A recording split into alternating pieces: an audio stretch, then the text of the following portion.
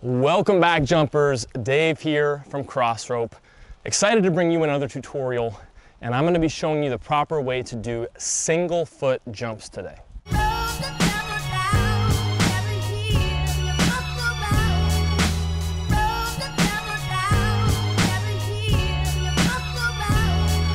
So single foot jumps fall within the category of skills that I would consider simple, but not easy to do the correct way.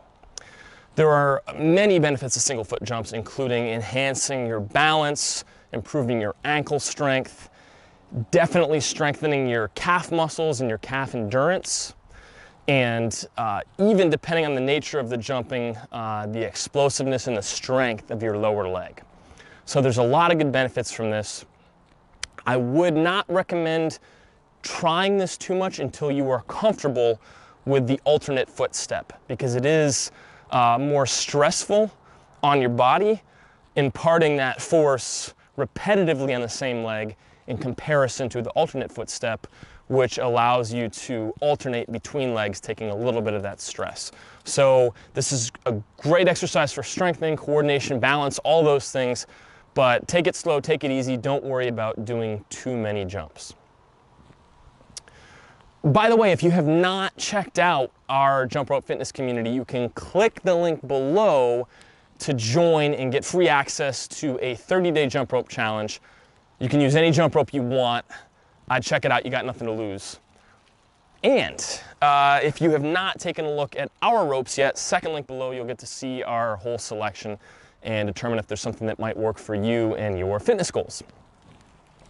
All right, let's get into the tutorial. So single leg jumps.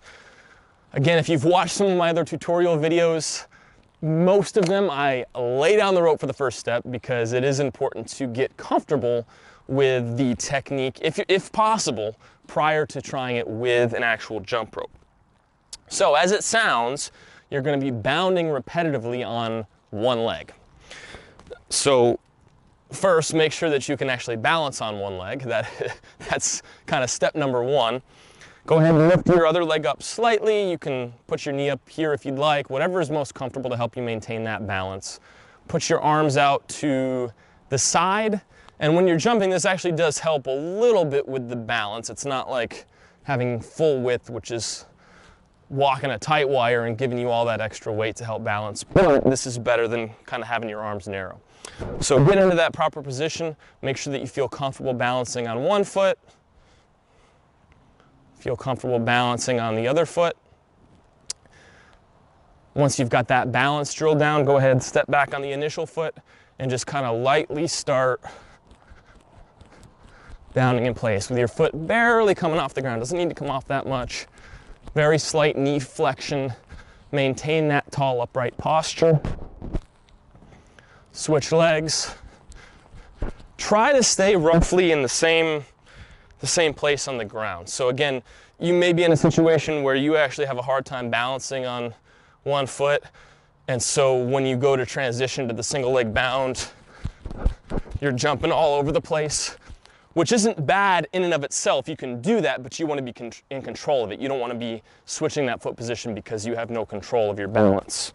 So try initially to stay in one spot, switch feet, stay in one spot, and then gradually increase the bounding height so that you can get comfortable with having a little bit more clearance when that rope passes underneath. Again, when you're doing these single leg jumps, the upper body technique is going to be exactly the same as your basic jump. So make sure that you're comfortable with that technique. And in fact, there's two different ways that you can approach this drill when you're first learning. You can transition from basic jump to single leg, or you can transition from alternate foot step to single leg. So I'll demonstrate both ways. You can make a determination on what's easier for you and more comfortable at the outset. So if you're starting with the basic jump, get into that good rhythm. And then on one of the bounds, just pick one of your legs up and continue to jump on that same rhythm and that same bound with the other foot. Go back to both feet and switch to the other foot. Both feet, and switch. And it's important when you're trying that drill, again, make sure to use a rope that you feel comfortable with.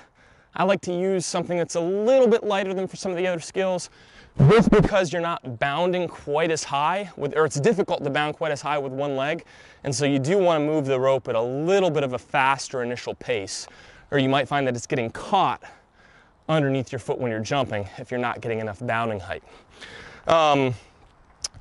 After you try that two-footed transition, if you're having a hard time or it doesn't feel comfortable, try the alternate foot step. So back and forth between your feet, and then go 1, 2, 1, 2, 1, 2, 1, 2, 1, 2, 1, 2. It may feel like a more natural transition than bounding from 2 to 1. But just remember, when you are bounding on one foot, you don't want the mechanics of the bound to change. So when I'm jumping with 2 feet, regardless of whether or not I'm going 2 to 1 or alternate foot step like this, if you feel like your leg is weak, your knee is bending excessively, there's a lot of strain in your Achilles tendon because there's some strange bends and movements in your leg, just start slowly and do lower repetitions until you feel that your posture and the actual bounding motion and the flexion of your foot is the same. Obviously, you're dealing with twice the force because you're balancing your entire body weight on one leg instead of 2. And that's part of the benefit. But again, take it easy, because if you feel a lot of stress and strain, or your knee is bending more, or it feels really uncomfortable or painful on your foot, then you're just not ready to take on this skill yet. So again, let's just recap. Try those single leg bounds without the rope before you go into jumping with the rope. And then there's 2 ways that you can develop comfort in transitioning to this single leg. So the first one, basic jump, make sure your upper body technique is correct. And then switch to one leg, back to the basic jump, switch to the other leg, back to the basic jump. Or if you're more comfortable with the alternate foot step, instead of going back and forth every time, 1, 2, 1, 2, 1, 2, 3, 1, 2, 3, 1, 2, 3, 4, 1, 2, 3, 4. And that's a good natural progression to build up the volume so that you're comfortable. So, single foot bound. Simple to learn and to understand the concept and why there are these strength and power benefits and balance benefits, but not easy to do properly and safely. So pace yourself when trying these if you haven't tried them before, and try those 2 methods of transitioning: the basic jump to single leg, and then the alternate foot step to single leg. And let me know how the training goes for you. Leave your comments below. Thanks again for joining.